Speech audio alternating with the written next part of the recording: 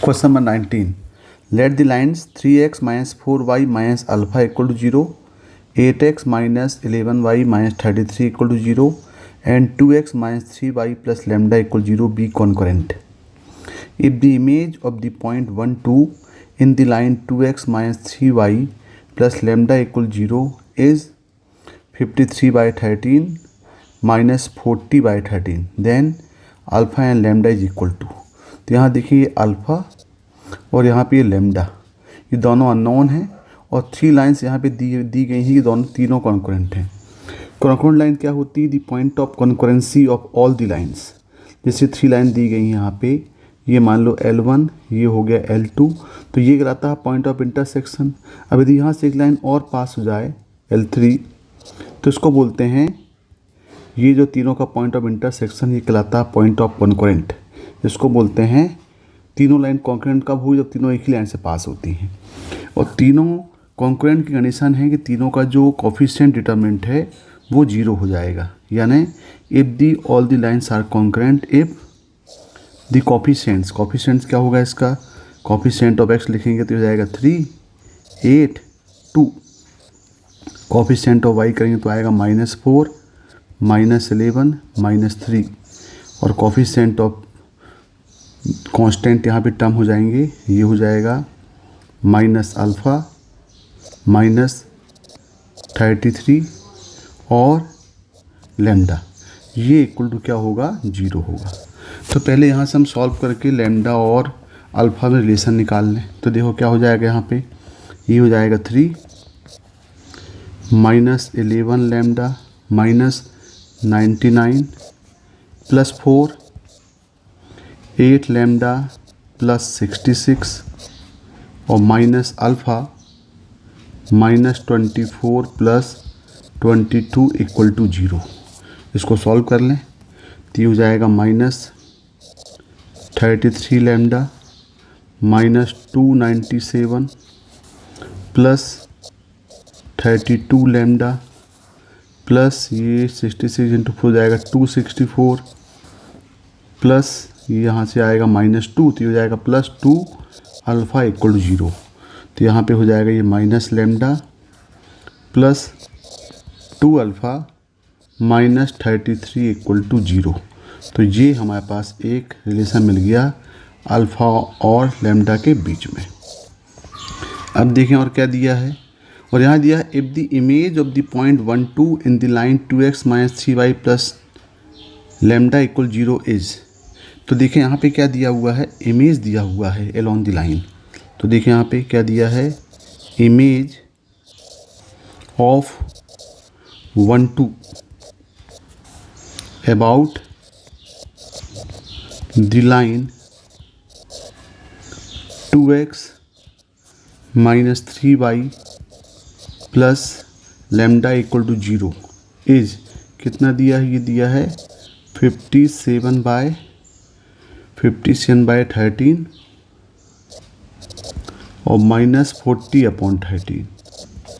मतलब ये हुआ कि यहाँ पे एक लाइन है, ये लाइन क्या दिया हुआ है 2x minus 3y plus lambda equal 0, और यहाँ पे पॉइंट है, मान लो पॉइंट P मान लें, ये 1 और 2, और इसकी जो इमेज है ये पॉइंट Q आपके पास यहाँ पे गिवन है।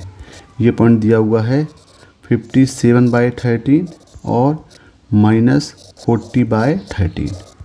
तो जब ये इसकी इमेज है, इसका मतलब है कि ये जो पॉइंट M है ये मिड पॉइंट होगा, क्योंकि P से M और M से Q जो होगा ये दोनों डिस्टेंस इक्वल होगी। तो दोनों का मिड पॉइंट जो होगा M बुलाई करेगा इस लाइन L में। तो यहाँ पे क्या हो जाएगा, ये PM इक्वल टू हो जाएगा MQ, यानी सो M is mid point of PQ। तो हम M के कोऑर्डिनेट निकाल सकते हैं। M के कोऑर्डिनेट क्या हो जाएंगे, ये हो जाएगा 1 + 57/13/2 और ये हो जाएगा 2 - 40/13/2। और इसको हम सॉल्व करेंगे तो ये पॉइंट मिल जाएगा 35/13 और -7/13। अभी जो पॉइंट M है ये इस लाइन L को सेटिस्फाई करेगा। So M lies on line 2x minus 3y plus lambda equal to 0। इसको सेटिस्फाई करा दें तो ये हो जाएगा 2। x कितना हो जाएगा 35/13 minus 3 minus 7/13 plus lambda equal to 0। Solve करेंगे तो यहाँ पे लेमडा इक्वल टू आ जाएगा ये -7। अभी लेमडा इक्वल टू -7 जो है वो हम इक्वेशन नंबर 1 में पुट कर दें। सो नाउ इक्वेशन 1 ये हो जाएगा minus lambda plus 2 alpha minus 33 equal to 0। यहाँ पे हम पुट कर देते हैं लेमडा इक्वल टू -7। तो ये हो जाएगा 7 plus 2 alpha minus 33 equal to 0। तो यहाँ हो जाएगा 2 अल्फ़ा इक्वल टू 26 और यहाँ पे अल्फ़ा की वैल्यू मिल जाएगी 13। तो हमें क्या निकालना है? हमें निकालना है अल्फ़ा और लेमडा का मोड, यानी कितना हो जाएगा ये अल्फ़ा और लेमडा का मोड। तो अल्फ़ा हो जाएगा 13, ये हो जाएगा -7, यानी ये इक्वल टू हो जाएगा 91। तो इसका जो आंसर है ये आंसर कितना आएगा? इसका आंसर आएगा 91। क्वेश्चन नंबर 19 का आंसर 91 मतलब 2 होगा। Question number 20, if this system of equations 2x minus Y plus Z equal to 4, 5x plus lambda Y plus 3z equal to 12, 100x minus 47y plus mu Z equal to 212 has infinitely many solutions, then mu minus 2 lambda equal to. तो हमें मालूम है for infinitely many solution ये होता है del equal to del X equal to del Y equal to del Z equal to 0। Del जो है वो coefficient of X Y Z का डिटरमिनेंट बनाना पड़ेगा। डेल एक्स जो होगा वो कांस्टेंट टर्म को कोफिशिएंट ऑफ एक्स से रिप्लेस करना पड़ेगा। डेल वाई जो है वो कांस्टेंट टर्म को कोफिशिएंट ऑफ वाई से रिप्लेस करना पड़ेगा। और डेल जेड जो है वो कोफिशिएंट ऑफ जेड को कांस्टेंट टर्म से रिप्लेस करके इक्वल टू 0 करना पड़ेगा। तो देखें पहले हम डेल निकालते हैं। डेल मतलब कोफिशिएंट डिटर्मिनेंट। तो ये आएगा डेल इक्वल टू, ये बनेगा यहाँ पे 2, 5 और ये 100 माइनस 1 लेमडा और माइनस 47, ये हो जाएगा 1, 3 और म्यू, ये इक्वल टू 0। अब यदि हम डेल एक्स निकालें तो जो constant term coefficient of x होगा उसको कांस्टेंट टर्म रिप्लेस करेगा, तो सेम ही चीज़ रहेगी। तो बेटर है कि हम डेल वाई निकालें। डेल वाई में क्या होगा? डेल वाई हम करेंगे जो कोफिशिएंट आपका जो वाई है इसको हम कांस्टेंट से रिप्लेस करेंगे तो लेमडा यहाँ से हट जाएगा, यानी ओनली म्यू होगा। और जब इसको हम 0 करेंगे तो हम इजली म्यू की वैल्यू निकाल सकते हैं। देखें यहाँ पे तो डेल वाई इक्वल टू ये हो जाएगा, यहाँ पे कोफिशिएंट ऑफ एक्स तो सेम ही रहेंगे 2, 5, 100। अब कोफिशिएंट जो वाई है वो रिप्लेस करेगा कांस्टेंट टर्म से, ये हो जाएगा 4, 12, 212 और ये हो जाएगा 1, 3 और म्यू। इसको इक्वल क्या कर दें हम 0 कर दें। अब इसको ज़रा सॉल्व करें तो ये हो जाएगा, इसको सॉल्व कर लेते हैं। ये हो जाएगा twice of 12 mu minus 636 minus 4, 5 mu minus 300 और प्लस 1, ये प्लस 1 करेंगे तो ये हो जाएगा 212 इंटू 5, ये हो जाएगा 1060 माइनस 1200 इक्वल टू 0। तो इसको सॉल्व कर लें, ये हो जाएगा 24 mu minus 1272 minus 20 mu plus 1200 और ये हो जाएगा प्लस 40 इक्वल टू 0। यहाँ पे सॉल्व करेंगे तो ये आ जाएगा 4 म्यू माइनस 212 इक्वल टू 0, यानी यहाँ से म्यू की वैल्यू मिल गई 53। अब देखें आगे हम डेल जेड भी निकाल सकते हैं। डेल जेड निकालेंगे जो कांस्टेंट टर्म है वहाँ पे जो आपके कोफिशिएंट ऑफ जेड है उसको रिप्लेस कर देगा कांस्टेंट टर्म, तो डायरेक्ट हम लैम्डा निकाल सकते हैं। या फिर डायरेक्टली हम, अब हमारे पास ये म्यू की वैल्यू मिल गई है तो यहाँ पे हम डेल में वैल्यू पुट करके इक्वल 0 करेंगे तो यहाँ से भी लैम्डा मिल सकता है। तो डायरेक्ट हम डेल ही 0 कर देते हैं। देखें यहाँ पे डेल इक्वल टू कितना हो जाए है ये डेल इक्वल टू है 2500, ये हो जाएगा -1 लैम्डा और ये है -47 और यहाँ पे दिया है 13 म्यू, तो 13 म्यू के प्लेस में पुट कर दे रहे हैं 53, ये इक्वल टू 0। इसको भी सॉल्व कर लें। इसको सॉल्व करेंगे तो ये हो जाएगा ट्वाइस ऑफ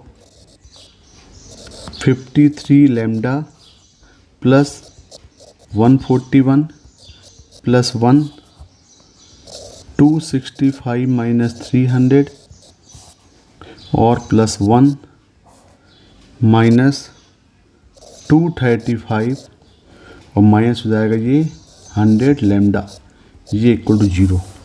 ये सॉल्व करेंगे तो हो जाएगा ये 106 लैम्डा प्लस 282 माइनस ये हो जाएगा 35 माइनस 235 और minus 100 lambda equal to 0। Solve करेंगे तो ये हो जाएगा 6 लैम्डा प्लस 12 इक्वल टू 0, यानी यहाँ पे लैम्डा इक्वल टू आएगा -2। तो लैम्डा मिल गया और म्यू मिल गया। हमें क्या निकालना है? हमें निकालना है म्यू -2 लैम्डा। तो म्यू कितना है? म्यू है 53 माइनस ट्वाइस ऑफ -2, यानी हो जाएगा 53 प्लस 4 इक्वल टू 57। तो इसका जो आंसर वो आंसर कितना हो जाएगा? इसका आंसर आएगा 57, तो 20 का 4 होगा। Question number 21 section B, let F be the differential function such that twice of x plus 2 square F X minus 3 times of x plus 2 square equal 10 0 to x t plus 2 F T D T when x get equal 0 then f2 is equal to. तो देखिए यहाँ पे ये function differentiable दिया हुआ है, तो जब डिफरेंशिएबल दिया हो तो हमें यहाँ पे एफ एक्स निकालना पड़ेगा। तो एफ एक्स निकालने के लिए हमें यहाँ से इंटीग्रेशन साइन को एलिमिनेट करना पड़ेगा। तो इंटीग्रेशन साइन को एलिमिनेट करने के लिए हम लगाते हैं यहाँ पे लाइबनिट्ज़ रूल। क्या होता है ये होता है डिफरेंशिएशन ऑफ इंटीग्रल फंक्शन। कोई इंटीग्रल फंक्शन दिया हुआ है, यदि ये फाई एक्स है और ये साई एक्स है और हमें एफ एक्स को ये दिया हुआ है इंटीग्रल फंक्शन, यदि हमें इसको डिफरेंशिएट करना है डी बाई डी एक्स ये पूरे फंक्शन को, तो ये इक्वल टू होगा, पहले ये x को अपर लिमिट रिप्लेस करेगा तो ये जाएगा f ऑफ फाई एक्स, फिर इसका डेरिवेटिव हो जाएगा D by D X of phi X, फिर माइनस इसको लोअर लिमिट रिप्लेस करेगा x को, तो f of phi X into D by D X हो जाएगा इसका फाई एक्स का। तो ये होता है लाइबनिट्ज़ रूल। तो ये फंक्शन अप्लाई करें, मतलब हम क्या करें, ये जो फंक्शन दिया हुआ है इसमें हम दोनों तरफ डिफरेंशिएट कर दें।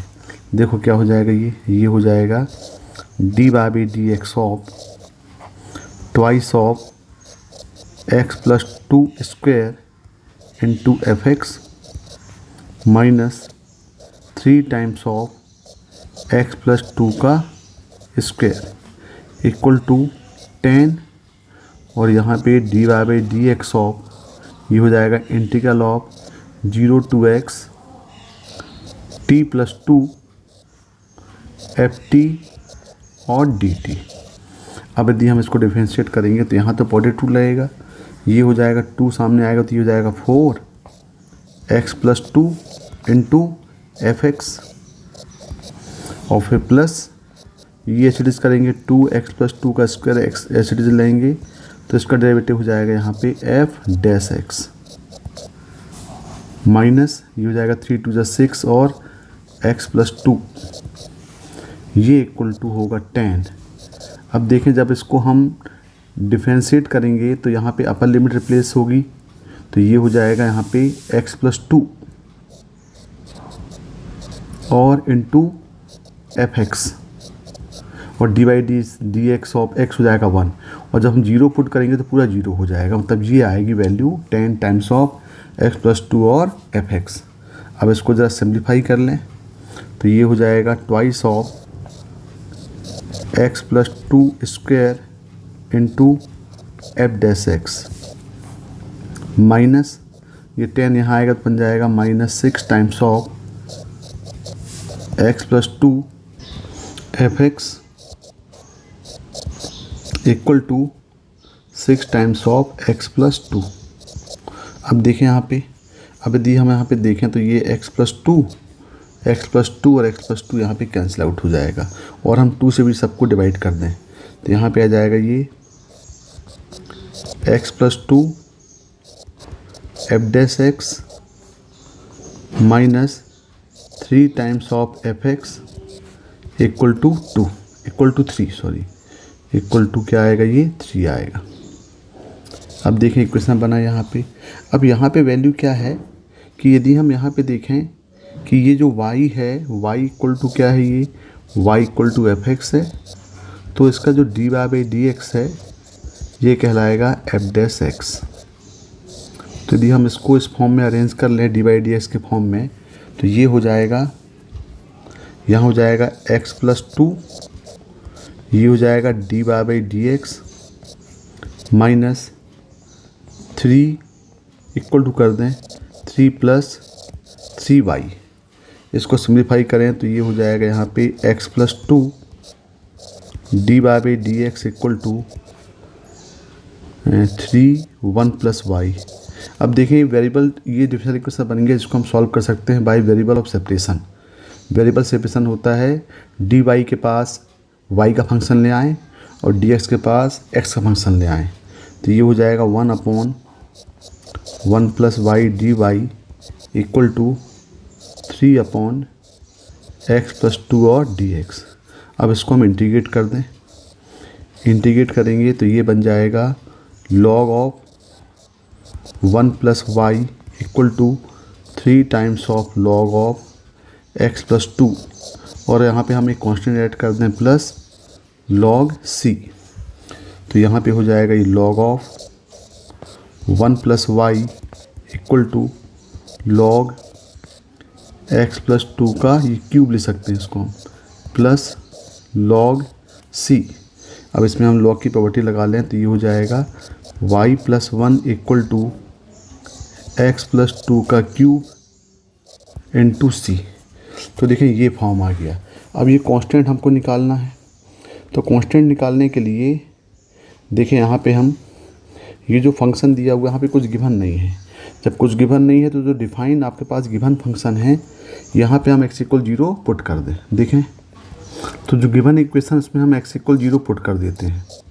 यहाँ पे x=0 पुट करेंगे तो क्या होगा, देखो ये हो जाएगा यहाँ पे ये 2 स्क्वायर 4 to 8 यहाँ हो जाएगा 8f(0) माइनस ये हो जाएगा 2 स्क्वायर 4 या 12 और जब लोअर अपर दोनों लिमिट 0 0 हो गए तो पूरी वैल्यू क्या हो जाएगी, 0 हो जाएगी।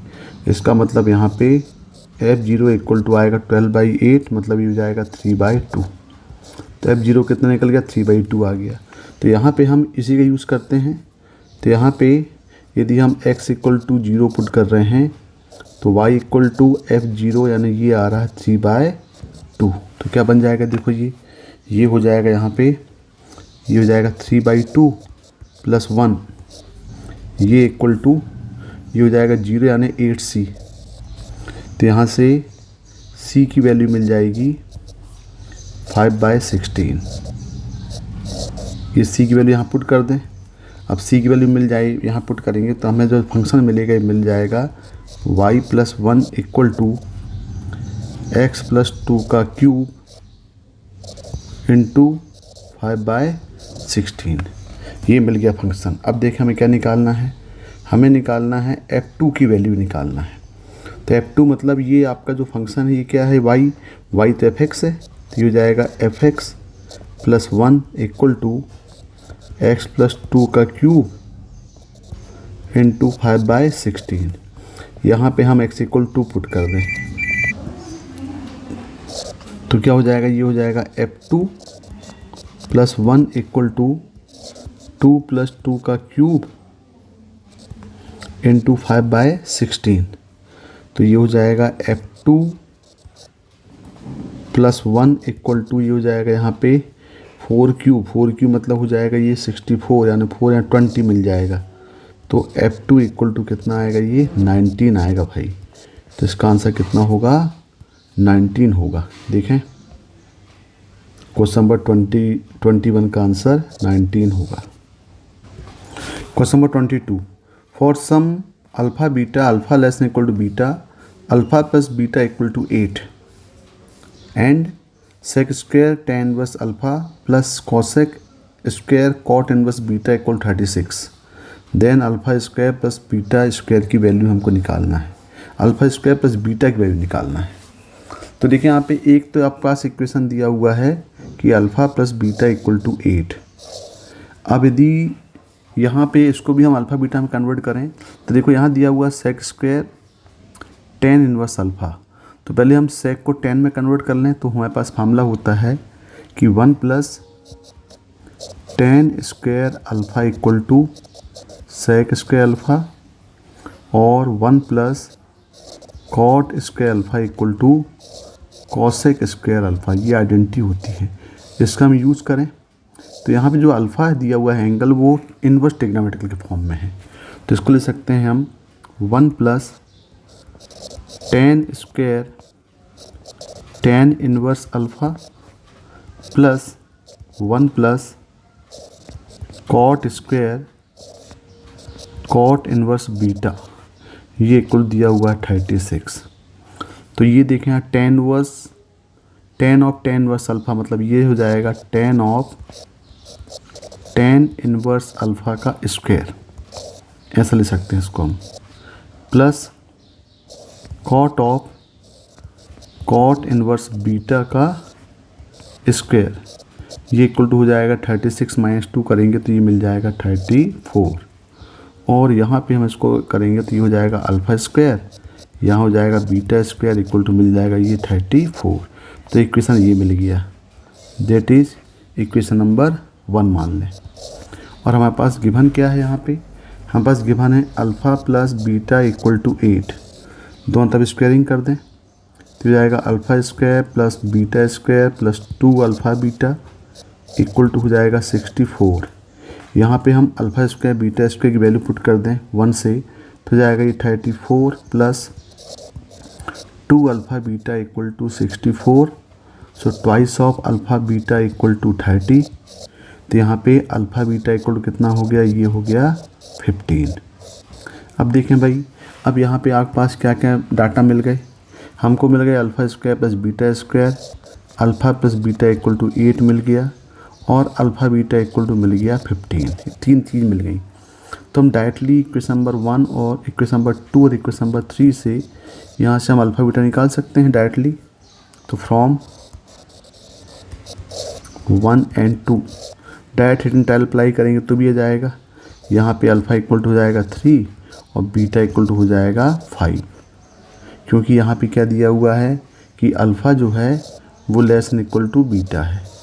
तो ये यूज़ करके हमने छोटी वैल्यू को अल्फ़ा मान लिया और बड़ी वैल्यू को बीटा मान लिया। तो अल्फ़ा इक्वल टू आ गया 3, बीटा इक्वल टू आ गया 5 और हमें निकालना है अल्फ़ा स्क्वायर प्लस बीटा की वैल्यू। तो ये जाएगा 3 स्क्वायर प्लस 5, यानी ये हो जाएगा 9 प्लस 5 इक्वल टू 14।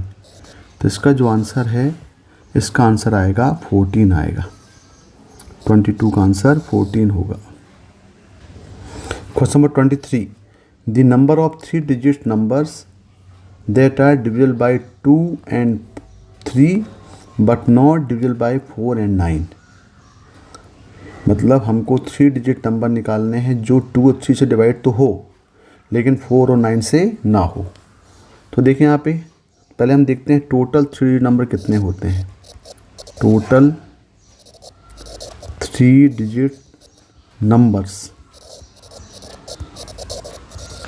ये हो जाएंगे 101, 102, 103 अप टू ये जाएगा 999 तक।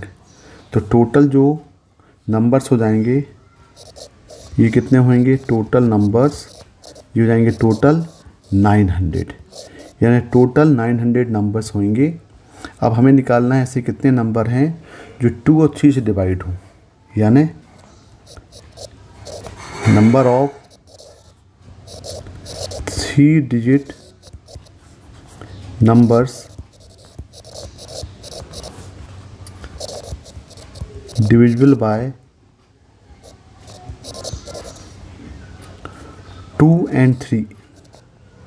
तो 2 और 3 से डिविजिबल होगा, इसका मतलब ये हुआ कि इनका 2 और 3 का जो एलसीएम होगा ये कितना हो जाएगा, एलसीएम ऑफ 2 और 3 ये होगा 6, यानी वो 6 से डिवाइड होना चाहिए।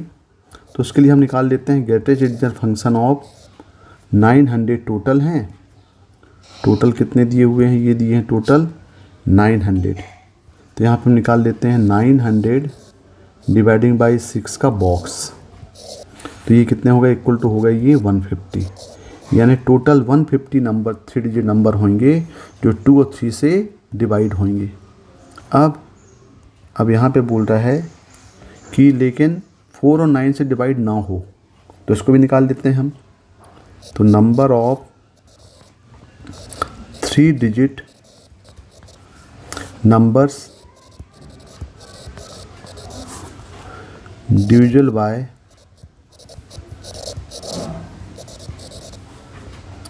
4 and 9। तो 4 and 9 का मतलब ये हुआ कि भाई एलसीएम ऑफ 4 और 9 निकाल लें। तो ये कितना होगा, ये हो जाएगा 36, यानी यदि 4 और 9 से डिवाइड हो मतलब उसको 36 डिवाइड होना पड़ेगा। तो उसके लिए हम क्या निकाल लेते हैं, उसको निकाल लेते हैं greatest integer function of 900 by 36। तो इसका जो बॉक्स की वैल्यू आएगी कितनी आएगी, टोटल 25 हो जाएगी। अब टोटल हम क्या करें कि अब ये 150 में से 25 को माइनस कर दें। तो number of 3 digits divisible by 2 and 3 but not divisible by 4 and 9। तो ये हो जाएगा टोटल कितना हो जाएगा, ये 150 माइनस 25, यानी 125 ऐसे नंबर होंगे जो 2 और 3 से डिवाइड हैं लेकिन 4 और 9 से नहीं होंगे। तो इसका आंसर आएगा 125। Question number 24, let be a 3x3 matrix such that x transpose a x equal 0 for all non zero 3x1 matrices x equal to XYZ। If A111 equal to 1 4 minus 5 and A121 equal to 0 4 minus 8 and determinant of adjoint of 2A minus I equal to 2 raised to power alpha, 3 power beta, 5 power gamma, where alpha beta gamma belongs to n, then alpha square plus beta square plus gamma square is equal to, यानी हमारे पास एक matrix दिया हुआ है 3x3 की और एक equation दिया हुआ है, एक रिलेशन यहाँ पे दिया हुआ है x ट्रांसपोज a और x इक्वल 0। तो ये x जो है वो एक 3/1 की मैट्रिक्स दिया हुआ है। तो इसका मतलब ये जो x ट्रांसपोज होगा ये हो जाएगा XYZ, क्योंकि ये मैट्रिक्स जाएगी 1x3 की। और ये दो इक्वेशन दिए गए हैं A111 1 4 माइनस 1, इसको इक्वेशन नंबर 1 मान लें, और A121 equal to 0 4 minus equation number 2 मान लें। अब देखें A जब 3/3 की मैट्रिक्स दिया तो हमने मान लिया A equal to A11 A12 A13 A21 A22 A23 A31, A32 और A33। अब इक्वेशन दिया हुआ है x ट्रांसपोज AX, तो x कितना है, यहाँ पे जो x है ये x है x y z, और ये इक्वल टू दिया हुआ है 0, यानी ये हो जाएगा 0 0 और 0। तो इसका जो ट्रांसपोज हो ये हो जाएगा आपका x y z। अब इसका हम यदि मल्टीप्लाई करें यहाँ पे, तो इसका मल्टीप्लाई करना पड़ेगा भाई, तो ये हो जाएगा, ये तो हम इसको x y z ही लिखते हैं, x y और z। अब ये मल्टीप्लाई करेंगे 3/3 और ये 1/3, मतलब 3/3 ही मिलेगी ये।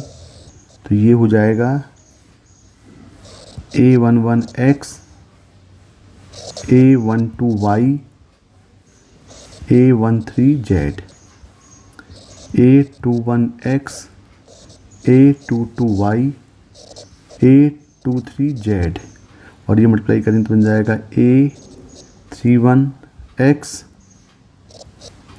A32 y और A33 z। ये इक्वल टू हो जाएगा यहाँ पे 0 0 और 0। अब हम इसका ही मल्टीप्लाई कर दें। अब यदि यहाँ पे मल्टीप्लाई करें तो डायरेक्ट यहाँ पे 3 इक्वेशन बन जाएंगे। क्या इक्वेशन बन जाएगा, ये बन जाएगा x इंटू, यानी डायरेक्ट यदि हम यहाँ पे इसको करें तो यहाँ पे क्या बन जाएगा, देखो ये हो जाएगा x into A11 x plus A12 y plus A13 z plus y, ये हो जाएगा आपका A21 x plus A22 y plus A23 z और प्लस z इंटू ये हो जाएगा A31 x plus A32 y plus A33 z equal to 0। अब हम इस पूरे को ओपन कर दें तो यहाँ पे आ जाएगा A11 x square plus A12 यहाँ से, और यहाँ पे A21, ये हो जाएगा xy प्लस A13 और यहाँ से A31, ये हो जाएगा xz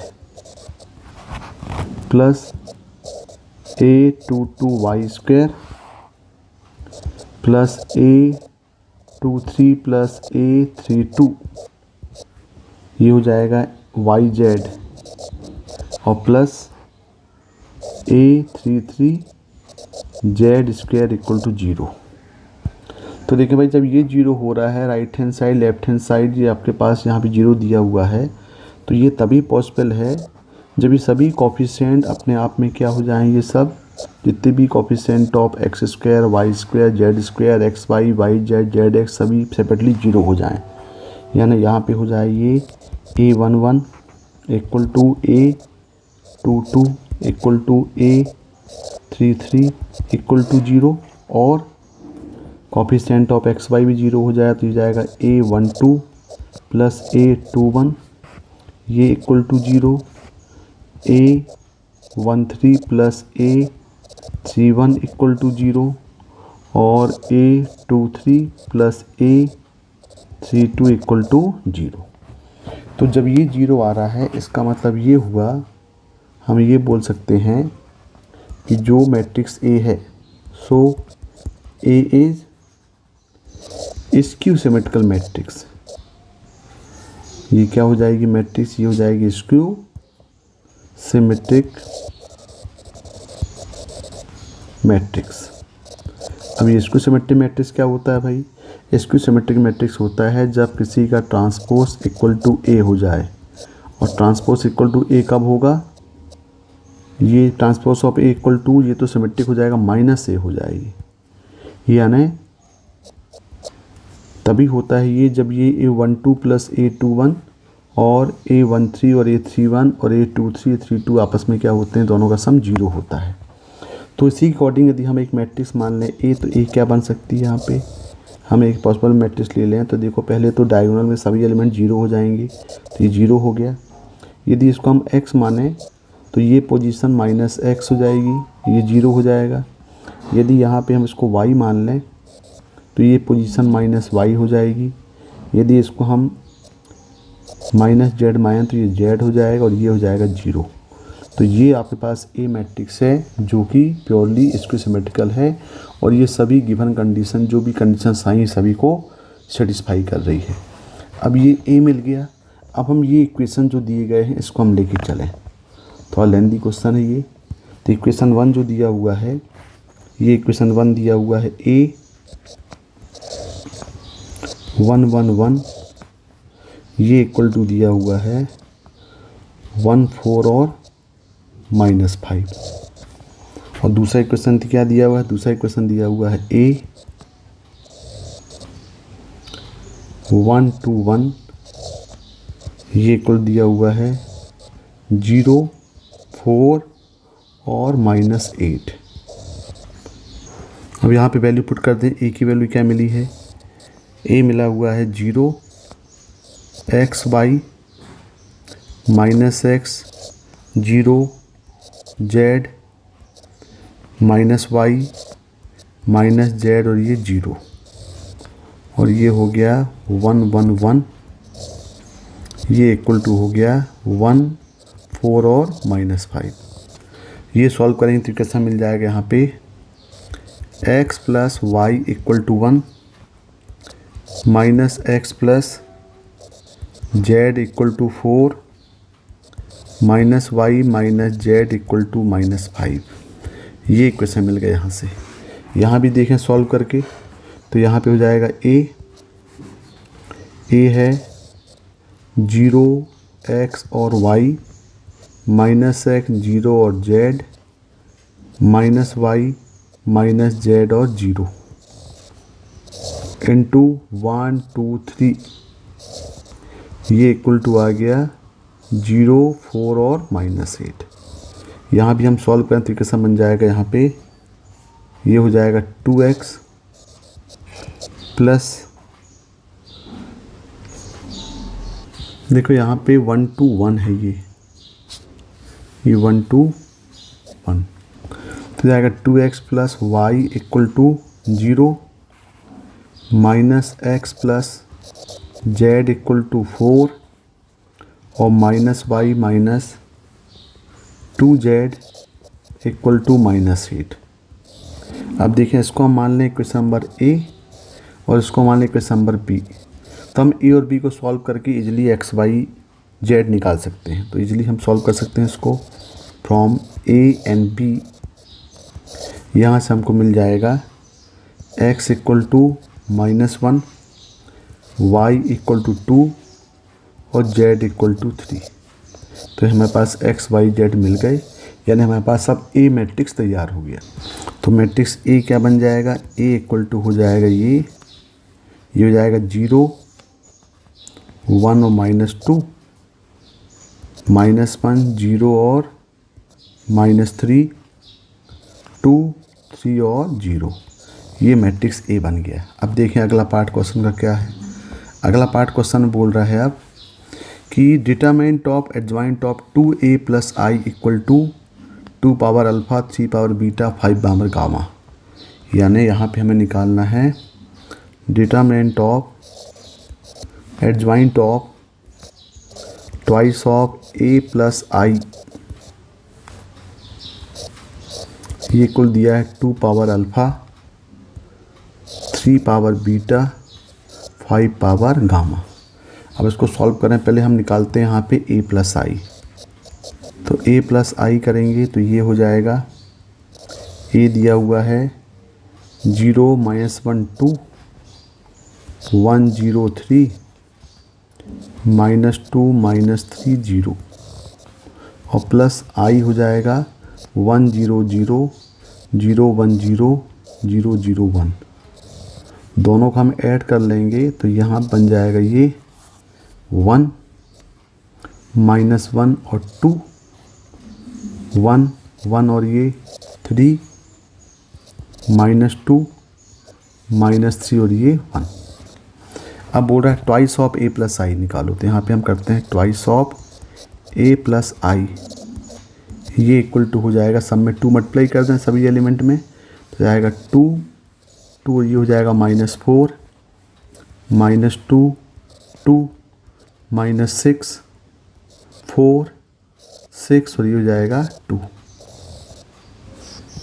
अब यहाँ पे हमें प्रॉपर्टी है कि कोई भी एडजॉइंट ऑफ ए का जो डिटरमिनेंट होगा ये होगा डिटरमिनेंट ऑफ ए की पावर n-1, जहाँ पे n उसका क्या है, ऑर्डर है।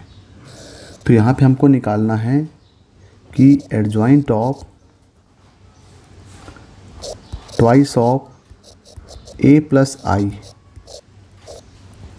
तो ये इक्वल टू कितना हो जाएगा, ये हो जाएगा ट्वाइस ऑफ a प्लस आई का डिटरमिनेंट का स्क्वायर।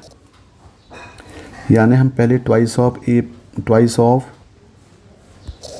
a प्लस आई का डिटरमिनेंट निकाल लें, तो इसका डिटरमिनेंट हो जाएगा, ये हो जाएगा 2 4 + 36 +2 4 + 24 +4 -12 + 8, तो ये हो जाएगा यहाँ पे 80 और ये हो जाएगा +56 -16, यानी इक्वल टू हो गया ये 120। तो यहाँ पे आपके पास एडजॉइंट ऑफ ये इक्वल टू क्या बन जाएगा, अब ये इक्वल टू बन जाएगा इक्वल टू 120 का स्क्वायर। ये किसकी वैल्यू है, तो ये इक्वल टू कितना दिया है, ये इक्वल टू दिया हुआ है 2⁴ α 3 पावर बीटा और 5 पावर गामा। तो 1/2 का स्क्वायर को in terms of 2 power 3 power 4 power हम ले सकते हैं 2⁻6 इंटू 3 की पावर 2 इंटू 5 की पावर 2, और ये कंपेयर कर दें 2 पावर अल्फ़ा 3 पावर बीटा और 5 पावर गामा। तो यहाँ पे अल्फ़ा इक्वल टू मिल जाएगा 6, बीटा इक्वल टू मिल जाएगा 2 और गामा भी मिल जाएगा 2। और हमें वैल्यू क्या निकालना है, हमें वैल्यू निकालना है alpha square plus beta square plus gamma square. तो ये हो जाएगा 6 का square plus 2 square plus 2 square, यानी हो जाएगा ये 36 + 4 + 4, यानी इसका जो आंसर आएगा, आंसर कितना आएगा इसका आंसर आएगा 44 आएगा। भाई थोड़ा लेंदी क्वेश्चन है ये, यानी इसका आंसर हो गया 44 हो गया। तो देखें क्वेश्चन नंबर 24 का आंसर 44 होगा। Question number 25, let S equal to P1 P2 P3 up to P10 with the set of 10 first 10 prime numbers. Let A equal to S union P where P is the set of all possible product of distinct elements of S. Then the number of all ordered pair x belongs to S and y belongs to A such that x is divides y is. तो देखें यहाँ पे क्या दिया हुआ है, S जो है वो set of first 10 prime numbers हैं, तो यहाँ P1 P2 P3 up to P10, और A दिया हुआ है S यूनियन P, जहाँ पे P क्या है, set of all the possible product of distinct element of S। तो पहले हम देखें इसमें कितने डिस्टिंक्ट प्रोडक्ट बन सकते हैं। तो देखें पहले हम P निकालें, तो P इक्वल टू बन जाएगा, जैसे हम निकालें तो P1 का मल्टीप्लाई 1 के साथ तो होगा नहीं, डिस्टिंक्ट बोल रहा है, तो P10 P2 के साथ होगा, P1 का P3 के साथ होगा, P1 का P4 के साथ होगा, अप टू P1 का P10 के साथ होगा। बिल्कुल सिमिलर P2 का P3 के साथ होगा, इस टाइप से बनेगा, तो P2 का P10 के साथ होगा। इस टाइप से टोटल यहाँ पे पॉसिबल यहाँ पे possible product of distinct element of S बन सकते हैं। अब यहाँ पे क्या बोल रहा है, नंबर ऑफ, हमें निकालना नंबर ऑफ ऑर्डर्ड पेयर। तो यहाँ पे बोल रहा है नंबर ऑफ ऑर्डर्ड पेयर। किसका ऑर्डर्ड पेयर बोल रहा है, ये एक्स वाई का, जहाँ पे x क्या है, x जो है वो S के एलिमेंट हैं और जो y है वो A का एलिमेंट है। और ये क्या बोल रहा है यहाँ पे कि सच दैट x डिवाइड y, यानी यहाँ पे मान लेते हैं कि लेट y अपॉन x जो है ये कोई हम मान लेते हैं लैम्डा है, तो इसका मतलब y इक्वल टू क्या हो जाएगा, ये हो जाएगा लैम्डा x हो जाएगा। अब यहाँ पे देखें टोटल, यहाँ पे यदि हम डिस्टिंक्ट निकालें भाई p 1 के साथ तो 1 के साथ तो 1 का होगा नहीं, यानी 1 के साथ टोटल 9 के साथ कोई भी प्रोडक्ट बन सकते हैं। तो क्या क्या पॉसिबिलिटीज बन सकती है यहाँ पे, लैम्डा एक्स का ये बन सकता है 9 में से कोई एक ले लें, 9c1 plus 9c0 plus 9c1 plus 9c2 up to total ये 9c9 हो जाएंगे। और टोटल आपके पास 10 प्राइम नंबर दिए तो इंटू 10 कर दें, तो टोटल यहाँ पे डिविजुअल फॉर्म बनेगा, ये बनेगा ये 2 की पावर 9 हो जाएगा इंटू 10, तो ये इक्वल टू हो जाएगा ये 10 इंटू ये बन जाएगा 512, तो टोटल आंसर इसका आंसर आएगा 5120। ये जी क्वेश्चन था ये, यानी क्वेश्चन नंबर 25 का आंसर आएगा 5120। Okay, thank you.